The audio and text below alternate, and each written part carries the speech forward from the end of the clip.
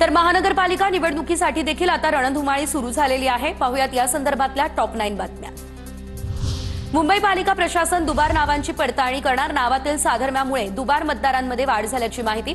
मुंबईमधल्या मतदार यादीमध्ये 11 लाख दुबार नावं, त्यापैकी 4 लाख नावं ही एकपेक्षा अनेक वेळा आल्याची माहिती।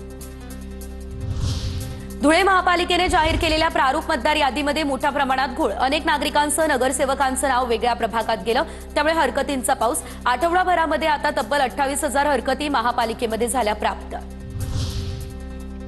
डोंबिवलीमध्ये भाजपचा मनसेला धक्का। डोंबिवली मनसे जिल्हाध्यक्ष प्रकाश भोईर आणि त्यांच्या पत्नीसह शेकडो पदाधिकारी आणि कार्यकर्त्यांचा भाजपमध्ये प्रवेश।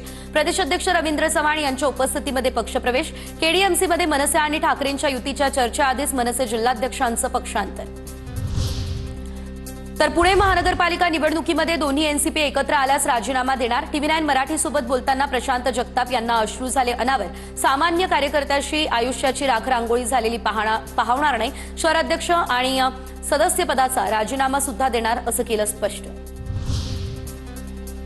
प्रशांत जगताप राजकारणातून विश्रांती घेत असल्याबाबतची बातमी आली, त्यानंतर शिंदेच्या शिवसेनेचे नेते रवींद्र धंगेकर यांनी सल्ला दिला। प्रशांत जगताप यांनी असा काही निर्णय घेऊ नये। पुणेकरांसाठी प्रशांत जगताप यांनी काम केलं पाहिजे, धंगेकरांचं हे आवाहन। सातारा जिल्ह्यातल्या पाटणकर गटातील 100 कार्यकर्ते शिंदेच्या शिवसेनेत। मंत्री शंभूराज देसाई यांच्यासोबत काम करण्याचा निर्णय।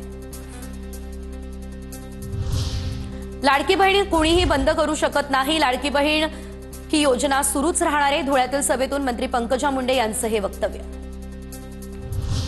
निवडणुकीच्या पार्श्वभूमीवर लोणावळा ग्रामीण पोलीस सज्ज। जुन्या पुणे मुंबई महामार्गावर पोलिसांकडून वाहनांची कसून चौकशी।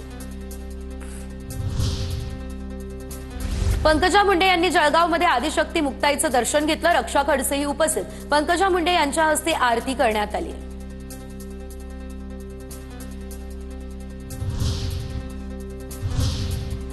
आणि यानंतर बघूयात काही मोठ्या बातम्या।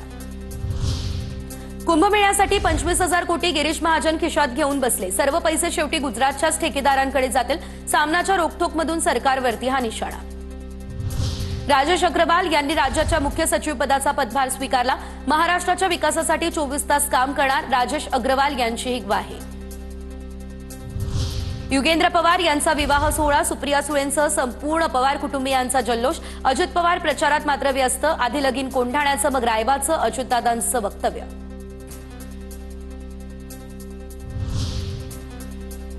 मुख्यमंत्र्यांनी दत्तक घेतलेल्या नाशिकमध्ये वृक्षतोड। नाशिकमध्ये आमची सत्ता असताना सुंदर गार्डन बनवलेलं, मनसेच्या संदीप देशपांडे यांची ही टीका।